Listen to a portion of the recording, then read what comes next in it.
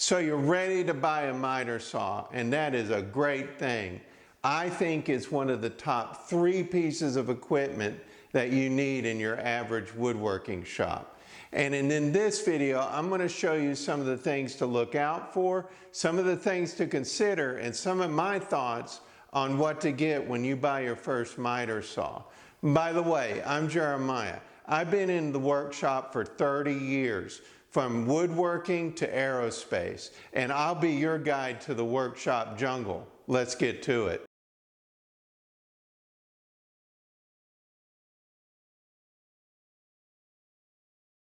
So why do we need a miter saw in our shop? That's an important question for you to understand, because it allows you to understand where this will fit into your workflow, what it's good for and what it's not good for. So a miter saw is a saw that accurately and repetitively cuts crosscuts. This longer edge, if you cut an angle to it, is called a crosscut. This one being 90 degrees right here. An angled cut, say a 45 instead of a 90, would be a miter cut. And miter cuts are good for around, the trim on doorways, the trim around a picture frame, or around a piece of furniture like a chest of drawers or something like that. They all require miter cuts. And that's where this machine fits in.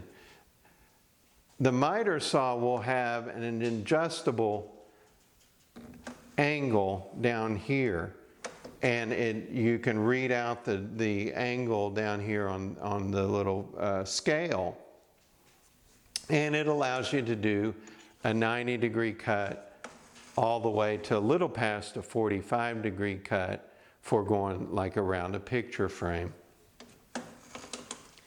Now, most miter saws out there are compound miter saws, meaning not only do they twist this way,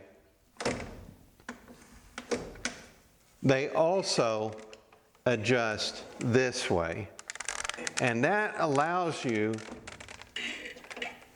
to lay wood down flat and cut an angle into it. Instead of this kind of an angle, you're cutting an angle this way into it. So if you have a wider piece of wood, you can lay it down and it's more stable.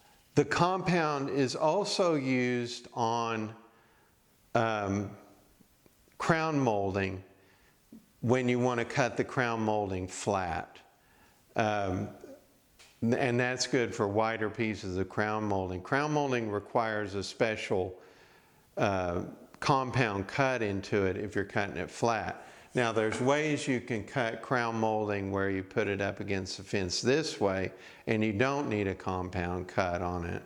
So that's just where you can cut crown molding on the flat.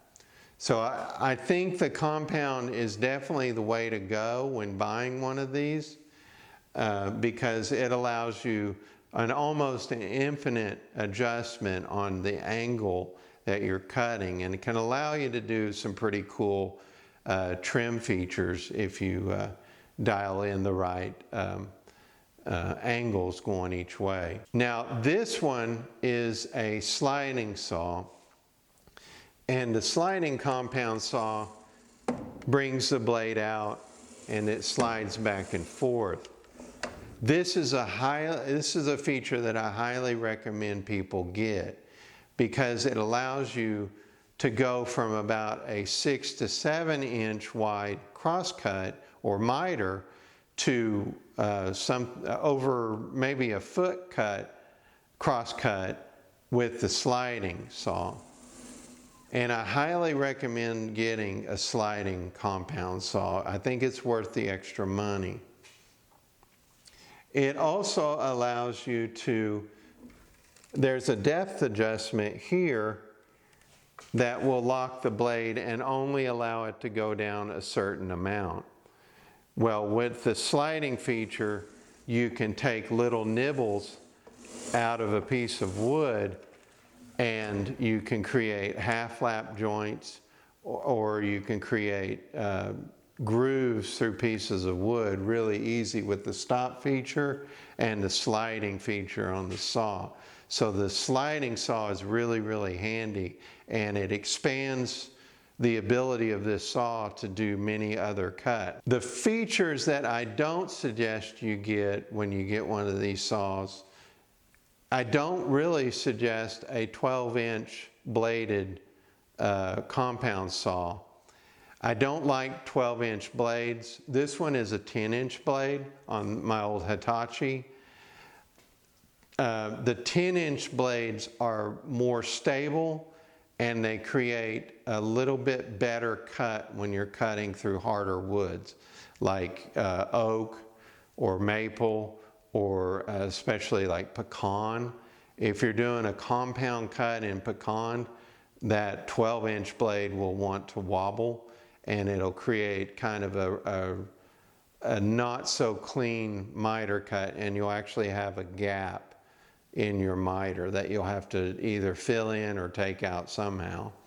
So I do suggest getting a 10-inch blade, and that will allow you a little bit more inexpensive of a saw, a little bit more compact, and it allows you to use the same blades as a standard table saw.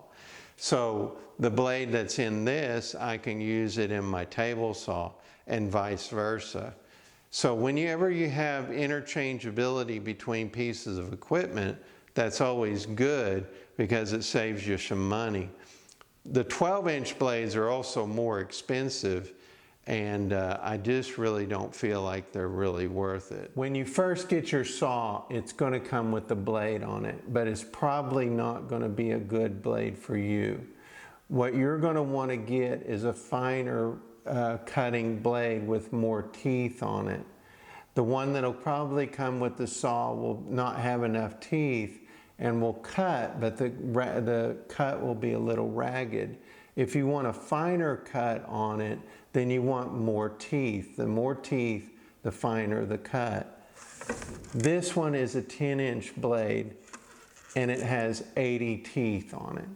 That means there's 80 teeth making that cut more precise and more smooth and more precision, and that's what you want. Another thing that I don't feel is worth it is a laser on a miter saw.